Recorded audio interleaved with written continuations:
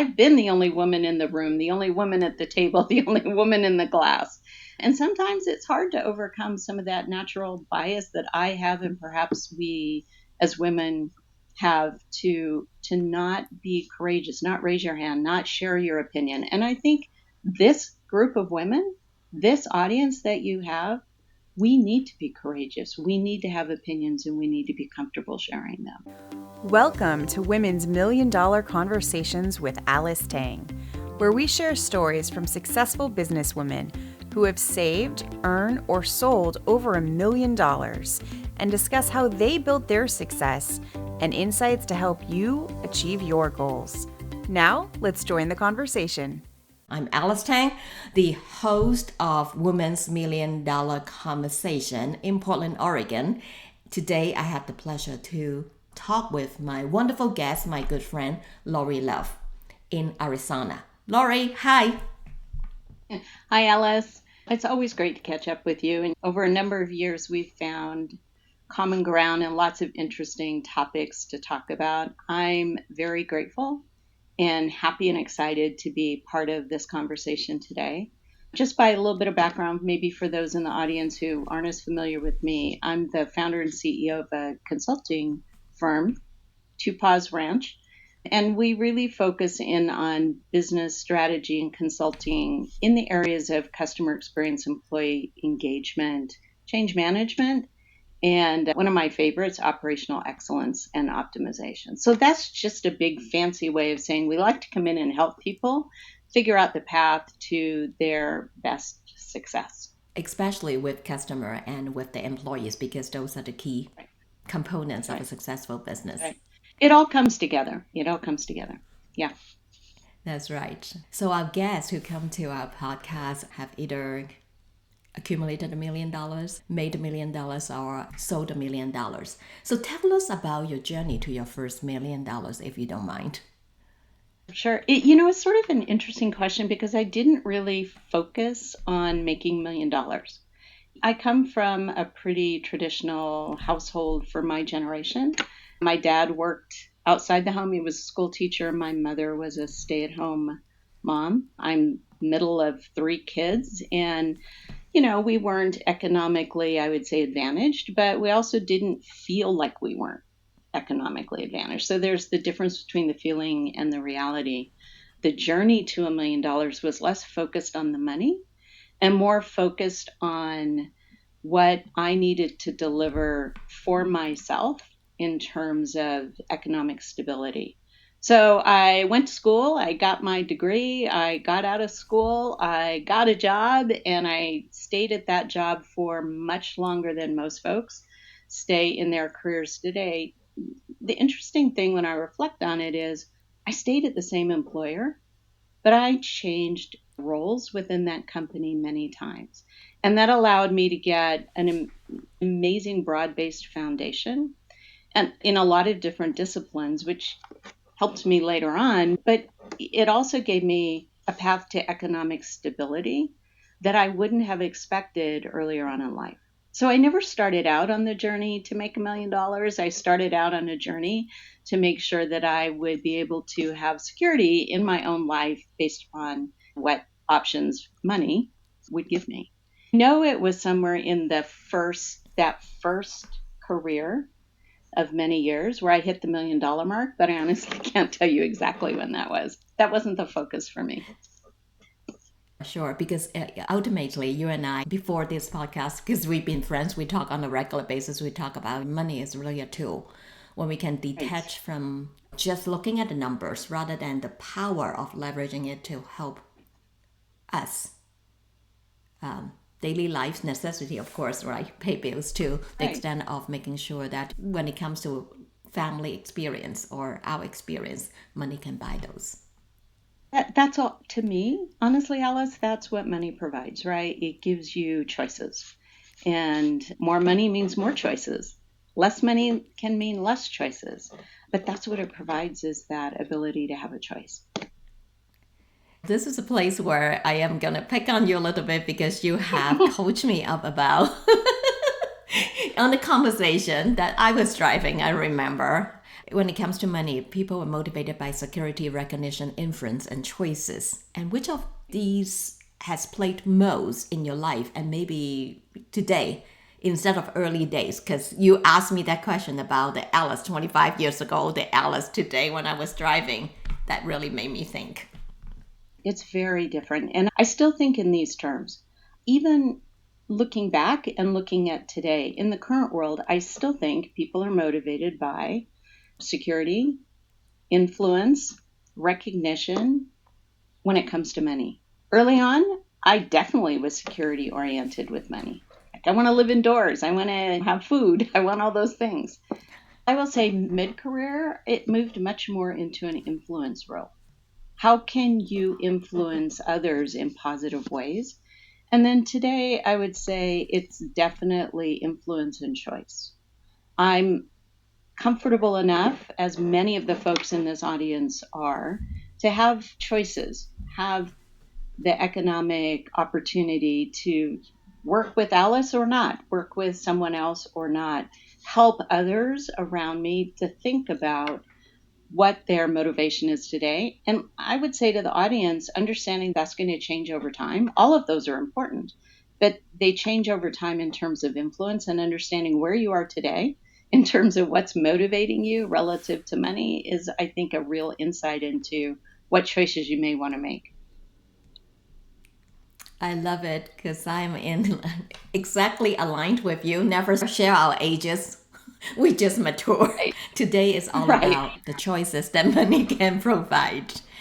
During your path to that $1 million, which you don't track, what is the most significant roadblock that you can think of today? And how did you overcome it? Do you have some tools or just a mindset that I'm going to get through this?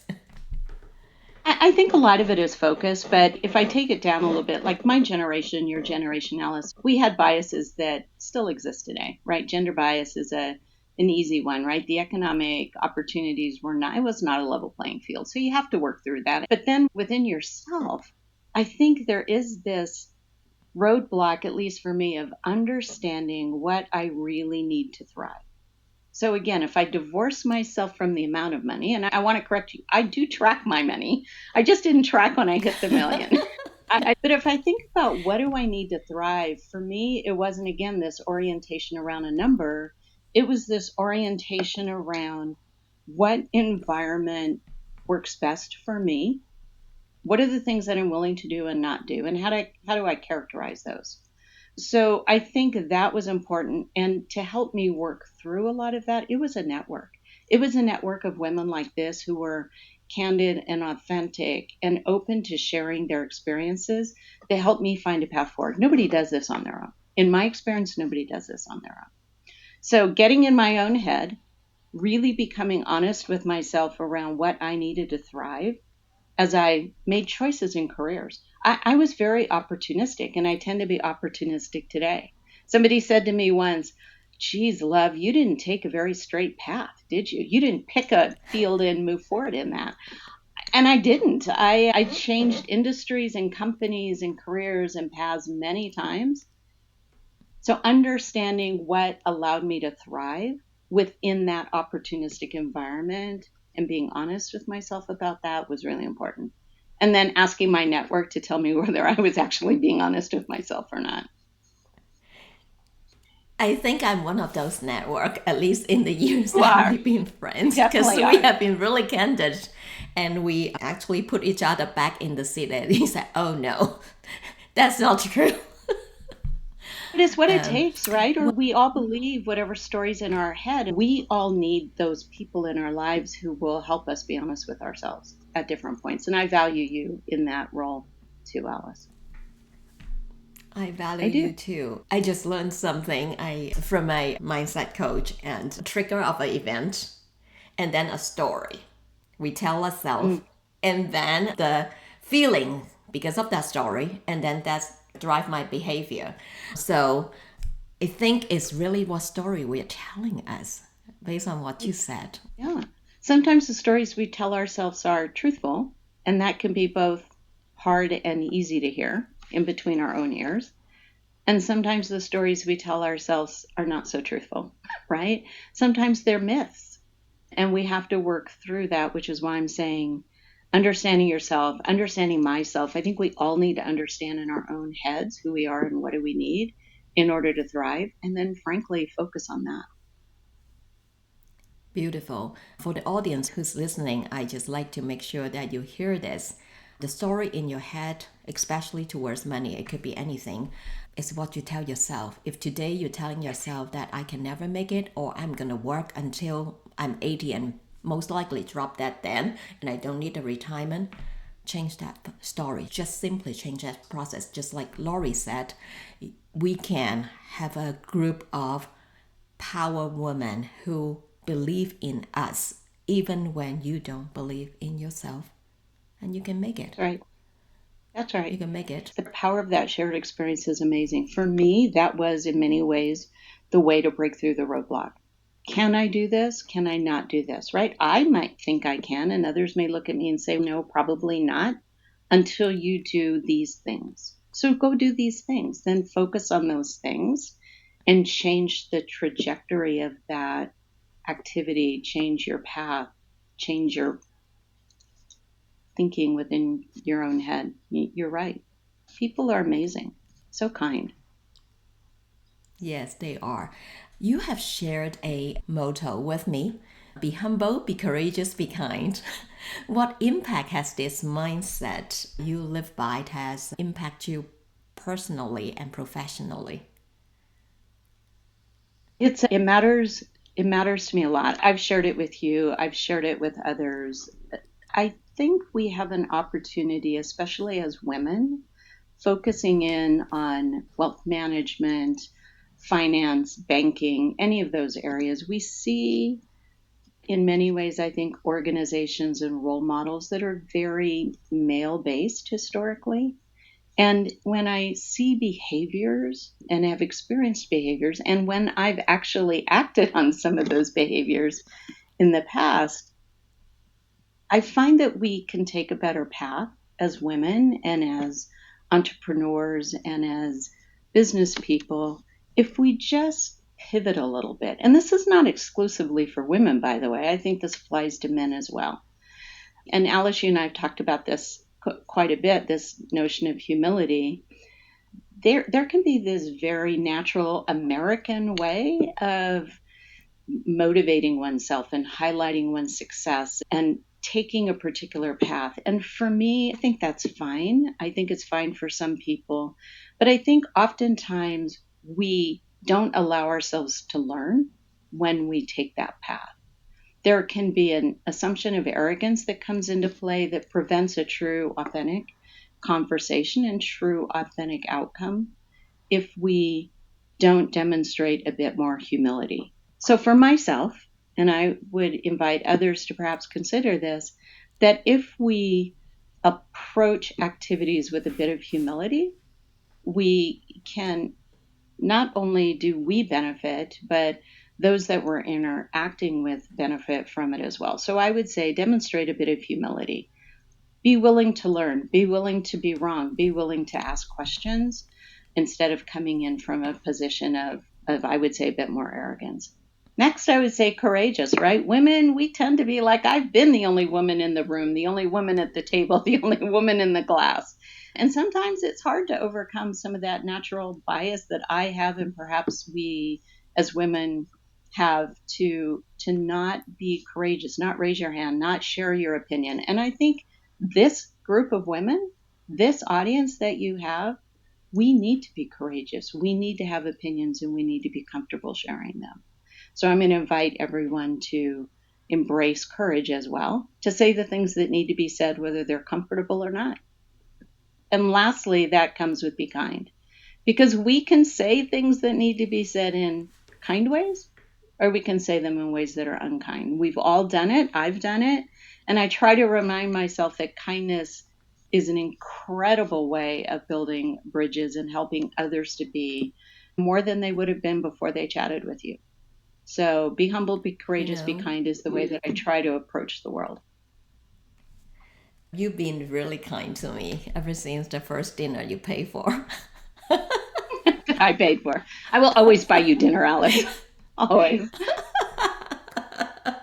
But the kindness is the fact that I know you're a high power and high level, C-level executive. And I also see myself as an awesome woman. But I always envision at that time your life is super busy. Super busy, meaning you have no time but deal with business. And I don't want to assume there is nothing at the family you need to take care of. There's a lot. And now that I learned, of course, you are married and then you have dogs that you can take care of. You need to take care of family and other people, but you still make time for me on a regular basis. That's very kind. Isn't that the value, though, again, of network? Honestly, you're courageous enough to ask. I have no problem asking. Yeah, but it's still an example for others to follow. And humility is, I am very humble in being asked, and you think that there might be some value that I have. And so why wouldn't I be kind? Anyway, so that's how I try to approach things. And I'd love to encourage others to think about that in terms of their own behavior and engagement, not just in their business life, but in their personal life as well. What is one piece of advice you would give to the woman who's looking up Lori? I can relate to her for the journey to financial success. People tell me I'm very focused, which is true. That whether I'm in the gym or whether I'm at work or whether I'm doing other things, it is an area of focus. Years ago, I came up with a personal brand of Relentlessly Cheerful. I would say find your brand and stick to your brand. I am absolutely relentless, focused, goal-driven. Cheerful is the other way that you can orient around me, but you got to pay attention to both of those because I am relentlessly cheerful. So find that personal branding for yourself and then stick to it, right? Stick to it and keep focused on whatever it is motivating you at that time. Security, whatever works. Choices. Choices. Yes. Was there any advice that you were given early in your career that impact the view of money and financial success? I don't think it was so much in my career, but my mother, who was a stay-at-home mom and yet very, very commercially minded, I guess I would say. It just wasn't generationally as acceptable for her. But her guidance to me was always be able to be independent. Find that path to stand on your own 2 feet. Don't depend on others. You are capable. So I think that colored a lot of my choices moving forward. On the other hand, I had lots of great mentors who were so willing to share their time and experiences with me in financial services and banking, who saw things in me that maybe I didn't even see in myself. And so trusting a little bit of their advice to take the risk, take the journey. I think that helped me a lot. Mentors, so very important. Mentors. From mom all the way through to Alice.